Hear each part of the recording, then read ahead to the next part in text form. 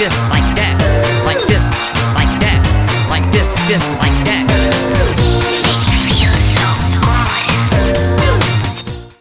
Eh bien, bonjour à tous, on se retrouve pour une toute nouvelle vidéo sur Sim Park Tycoon 2 sur le jeu Roblox pour pouvoir justement avancer sur notre parc d'attractions que l'on construit d'épisode en épisode.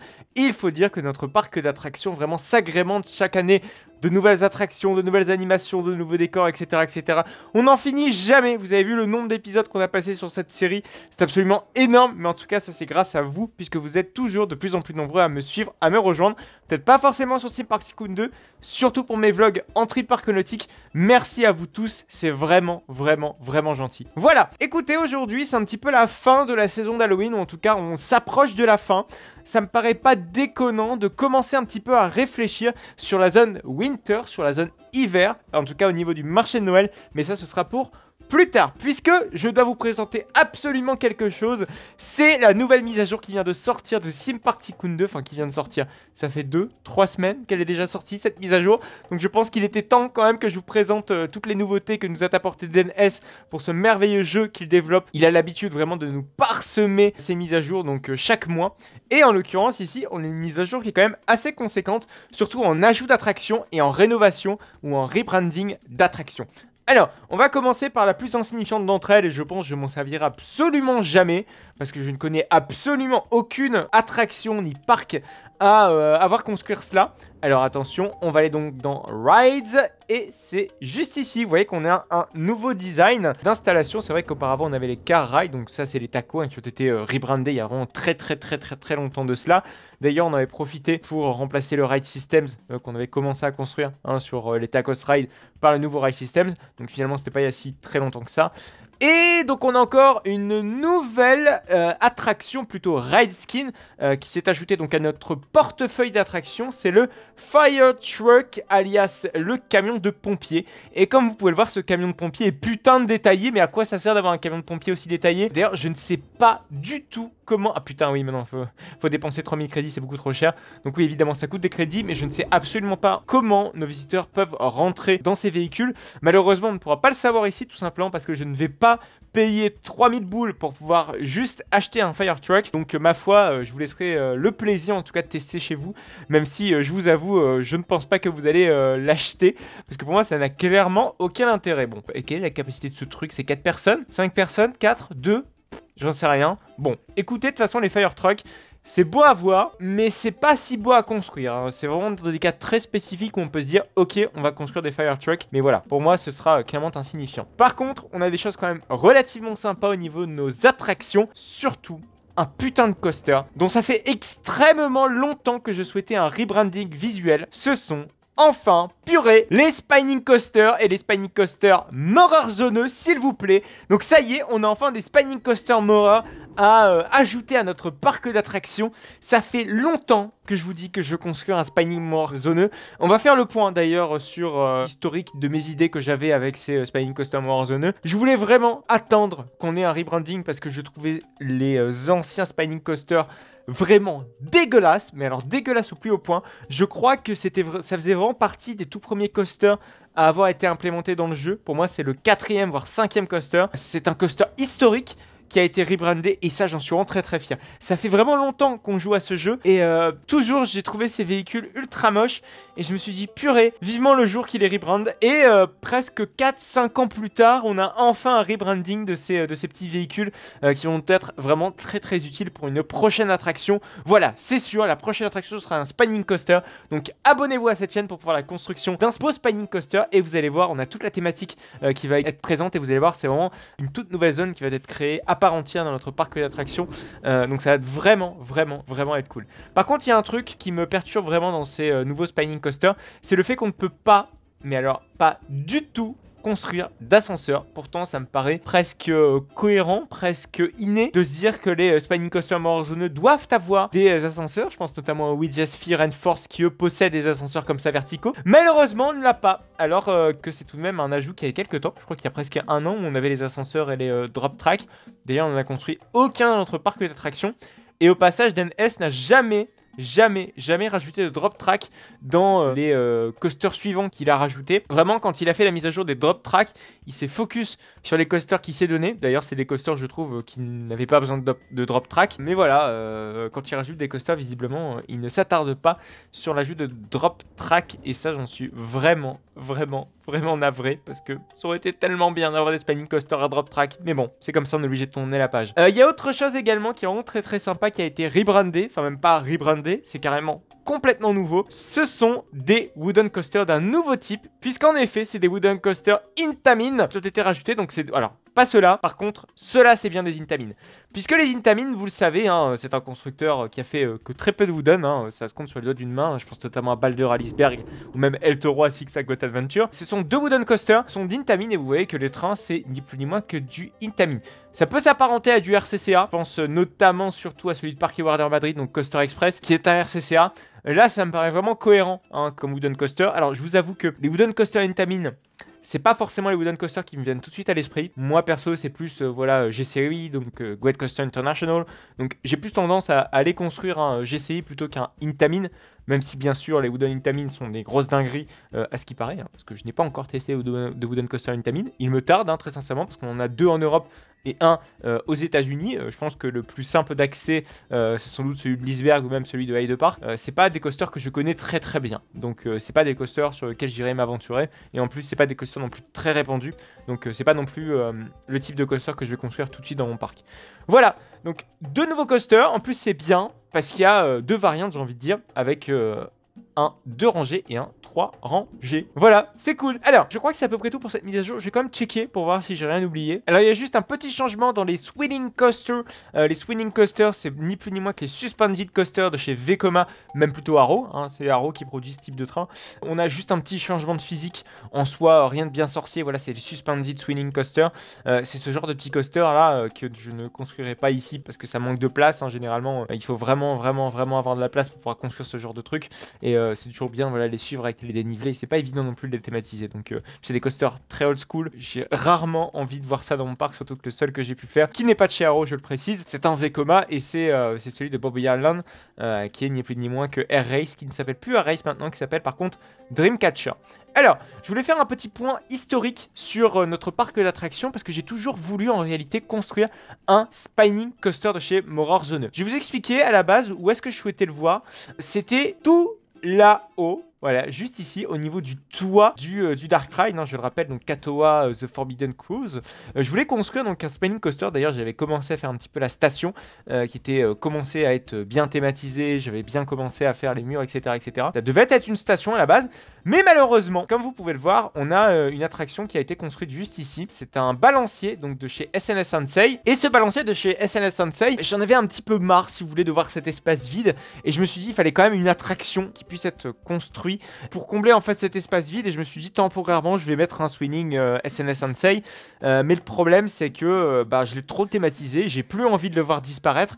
Donc nécessairement l'emplacement qui était à la base prévu à l'origine pour le spinning coaster, malheureusement ne sera pas l'emplacement pour le spinning coaster. Donc ce qui est pour l'instant sur le toit du Dark Ride, donc Katoa Experience and the Forbidden Cruise, tout ce que vous voulez. Malheureusement il n'y aura pas d'attraction au-dessus, ou en tout cas dans l'immédiat.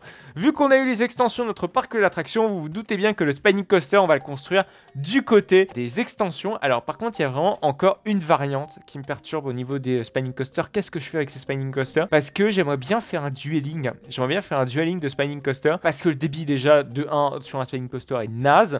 Et je me dis ça peut paraître cohérent parce que globalement nos attractions n'ont pas des si mauvais débits que ça. Ça risque d'être une attraction majeure dans son coin. Donc il va falloir réfléchir à deux fois. En tout cas notre nouvelle attraction que l'on va construire dans très peu de temps. Voilà, bon ça c'était pour la parenthèse des nouveautés, de ce qu'il va y avoir prochainement. Ne vous inquiétez pas, restez jusqu'au bout de cette série. N'hésitez surtout pas à vous abonner. Vous allez voir qu'au fur et à mesure des épisodes, je vais vous donner des petits indices de sa thématique, de comment va être configurée cette attraction. Et on va construire, vous inquiétez pas, très prochainement aussi ce nouveau coaster. Voilà, je pense que d'ici la fin de la période de Noël, même avant la période de Noël, on va déjà commencer la construction. Hein, parce qu'il faut anticiper, on a toujours quelques mois de décalage voilà, sur la construction des attractions, sur la saisonnalité de notre parc d'attractions. En l'occurrence, en termes de saisonnalité, là ce qui va approcher c'est clairement Noël. Donc on va aller travailler sur la zone de Noël qui est donc celle-ci. Voilà, donc la zone de Noël, vous la voyez, elle est ici. Elle n'a pas bougé depuis un an, puisque on avait déjà construit en tout cas un marché de Noël il y a 2 ans déjà. c'était une zone temporaire. Et c'est vrai qu'on a upgradé l'année dernière cette zone de Noël. Et cette fois-ci, on va encore l'upgrader, tout simplement parce que les méthodes de construction évoluent, nos standards qualité également évoluent. Donc forcément, il faut mettre à jour tout cela pour avoir vraiment une belle zone de qualité. J'ai envie que ce soit unique, j'ai envie que ce soit magnifique. On va vraiment travailler cela pour qu'on ait vraiment un très bon marché de Noël. Et comme le marché de Noël, c'est vraiment la zone la plus reculée du parc, c'est-à-dire qu'on peut travailler bien en amont en tout cas du reste du parc. Tout simplement parce que cette zone est vraiment très reculée et on sera vraiment à l'abri des regards que peuvent avoir nos petits visiteurs sur notre merveilleuse zone. Il y a toujours un truc qui m'a perturbé dans cette zone, c'est la transition entre la zone suisse et ici. Vous voyez que j'arrivais pas du tout à me décider sur ce que je voulais faire avec cette transition. Et bah écoutez, le jour est enfin venu. Le jour est enfin venu de construire quelque chose d'assez bien thématisé. En tout cas, quelque chose qui puisse être un peu plus esthétique que ce que l'on a actuellement. Parce qu'il est vrai que l'actuelle construction qui a été faite n'est clairement plus adaptée. Donc je vais rénover dans mon coin parce que je vais pas le faire avec vous, mais j'ai une idée assez précise de ce que je souhaite apporter, tout du moins au niveau de la thématique de cette attraction, enfin plutôt au niveau de la thématique de cette zone transitoire. Donc je vais pas faire ça tout de suite, je vais juste vous montrer exactement ce que je veux faire plutôt du côté de ce beau parterre là qui est juste ici. Vous voyez qu'on a beaucoup de props, on a beaucoup de choses, mais je trouve que ça manque un petit peu de détails, d'esthétique à tout cela parce que ça fait vraiment très carton-pâte et je trouve que ça manque un petit peu de beauté à la chose. Voilà, c'est pas très stylé. Donc je veux vraiment rendre la zone beaucoup plus sympa grâce à l'ajout notamment de nouvelles barrières. C'est vrai que les barrières, c'est des choses que je travaille énormément dans nos attractions, dans le parc d'attractions en général, et je veux reprendre exactement le même type de barrière qu'on a construit ici il y a quelques temps déjà. Je trouve que c'est un type de barrière qui va très bien. Il n'y a pas besoin d'en faire 50 000 et je pense qu'on va juste grouper et aller coller parce que évidemment on a ce nouveau type d'action qui a été rajouté il y a très peu de temps dans Sim Park Tycoon 2, donc on va quand même en profiter. Donc je veux copier-coller tout simplement nos barrières et je vais la modifier légèrement de couleur parce que tout simplement la couleur qui est actuellement proposée à nos visiteurs ne me satisfait pas complètement. Alors on va supprimer déjà cette petite partie là, cette petite partie de transition. Je vais essayer voilà de mettre quelque chose qui est peut-être un petit peu plus sympa en pierre, qui puisse être peut-être un poil plus esthétique que ce qu'il y a actuellement. Voilà, on peut créer le petit rebord comme ceci. On va reprendre, bam, la même texture qu'on avait pu imposer à l'entièreté de notre zone, c'est-à-dire des pavés. Hop, alors les pavés ici sont peut-être un poil trop clair, je veux peut-être la changer de couleur, on va mettre quelque chose un petit peu plus foncé, voilà, là c'est quand même parfait. Et donc je pense que je vais faire ça sur la totalité si vous voulez de la rambarde. Alors peut-être un poil, ouais, par contre je suis pas tout à fait sûr des proportions, ça me paraît un poil grand. Bon écoutez, on va tester comme ça, en plus c'est rapide parce que j'aurais pas besoin vraiment de faire grand chose pour une fois. Hop, alors on copie-colle, il y a juste une petite chose que je souhaitais modifier, c'était la couleur de cela. C'est vrai que j'étais pas tout à fait satisfait de cette couleur qui est adaptée à la zone suisse classique, mais j'aimerais bien l'adapter à notre zone de Noël, la rendre peut-être un petit peu plus flashy. Alors je vais essayer quelque chose, je suis pas complètement sûr de ce que je vais essayer, donc c'est un test et on va juger ensemble. Alors vous voyez que ce que je suis en train de faire, c'est de faire des barrières un petit peu multicolores, mais je me rends compte que pareil ça risque de pas trop le faire, donc on va peut-être conserver finalement la couleur. Désolé, je suis assez indécis dans mes décisions, mais c'est également à ça que ça sert aussi les épisodes, c'est à se rendre compte également que parfois le premier essai n'est pas forcément le bon et faut pas hésiter à tester des choses, à moins que si vous étiez vraiment très emballé par ces couleurs un petit peu plus flashy, peut-être les mettre moins flashy, ça aurait pu donner quelque chose d'assez sympa. N'hésitez pas à me le dire dans les commentaires, évidemment l'espace commentaire est là pour ça, à me dire si en tout cas les barrières que j'avais commencé à construire peut-être étaient à votre goût, mais en tout cas du mien était peut-être un poil trop maladroit. Voilà. Donc je vais essayer de construire des barrières, voilà, un petit peu plus détaillées. Vous voyez, ça se construit. Bam, bam, bam. C'est parce que je vais mettre un petit peu plus de végétation. C'est vrai que je me suis rendu compte vraiment dans la zone merveille que mettre de la végétation en plein cœur d'une zone, ça rend vraiment un cachet, enfin ça donne un cachet absolument sublime. Donc ça, je veux vraiment pas le perdre d'esprit et ne pas hésiter à arroser de barrières, de végétation nos zones thématiques. Donc on va garder ça à l'esprit et on va travailler sur cela. Donc c'est pour ça que derrière, je vais mettre plus de sapins sans doute du côté de là où on a de la neige, parce que je veux conserver effectivement cet aspect enneigé de cette toute petite partie de zone. Voilà, là c'est parfait. Là on a de très belles petites barrières. Voilà, en plus qui viennent vraiment plus du côté de notre entrée de notre merveilleuse petite zone. Du coup j'ai envie de modifier ces barrières tout logiquement. Ouais, le problème c'est qu'il faut bien faire la séparation entre l'entrée et la sortie. Oh là, il va y avoir peut-être des choses à modifier. Surtout de ce point de vue-ci. Alors, Également, ce que je veux faire, c'est mettre un petit peu plus de végétation. Ça, je vous l'avais dit. Je vous avais prévenu. Mettre des rochers, voilà, mettre ce genre de choses, quoi. Que ce ne soit pas juste enneigé, mais que ce soit également aussi esthétique et beau à voir. Hop, hop, hop, hop, hop. Voilà, mettre un petit peu de rochers. Voilà, en plus, ce qui est bien, c'est que c'est pas forcément toujours très cubique. On peut varier les petites formes des rochers. Voilà, en plus, on voit bien la neige qui s'est déposée sur nos rochers. Donc ça, c'est parfait, parfait. On va essayer d'en mettre parcimonie parce que mettre trop de rochers non plus, c'est pas forcément ce qu'il y a de plus beau. Hein. Faut vraiment mettre ça avec soin et avec délicatesse. Hop, juste ici, on peut mettre un petit arbre enneigé. Par contre, du coup, vous voyez que... Ok, on a fait une petite partie enneigée, mais il faut absolument que la façade qui sera juste à côté, que je ferai en inter-épisode, ne vous inquiétez pas, il faut qu'elle soit aussi esthétique, il faut qu'elle soit belle à voir, il faut qu'elle soit en accord avec, évidemment, la partie ici. Donc, il faut que les trois perspectives, j'ai envie de dire, hein, parce qu'on va avoir le premier plan juste ici avec notre barrière, le second plan avec toutes les petits props qu'on va y mettre ici, et à l'arrière avec le bâtiment, voilà. Je veux que ces trois zones, j'ai envie de dire, soient correctement harmonieuses et c'est important de le préciser. Il y a aussi autre chose que je vais faire, pas pendant l'inter-épisode, mais par contre, pour la saison de Noël que je voulais faire, je vous l'avais déjà un petit peu teasé, c'était la rethématisation, en tout cas de Heinrich Road. La rendre un petit peu Noël, la rendre un petit peu sympa, la rendre, voilà. Je veux vraiment mettre un point d'honneur sur Heinrich Road pendant la période de Noël, même plutôt globalement sur toute la zone suisse. Donc on essaiera de thématiser la zone suisse, lui mettre une belle couche de Noël, mettre des musiques de Noël, même si on peut pas. Mais je pense que vous m'avez compris. Je veux vraiment, vraiment mettre un point d'honneur sur la thématique Noël dans la zone suisse. Voilà, donc ça passera par mettre des guirlandes, par mettre des petits cadeaux, mettre de la neige, etc. etc.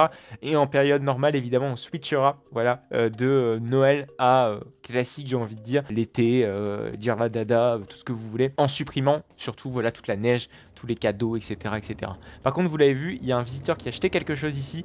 Je pense qu'il manque tout simplement d'une petite poubelle pour pouvoir, évidemment, que nos visiteurs puissent jeter leur détritus au bon endroit.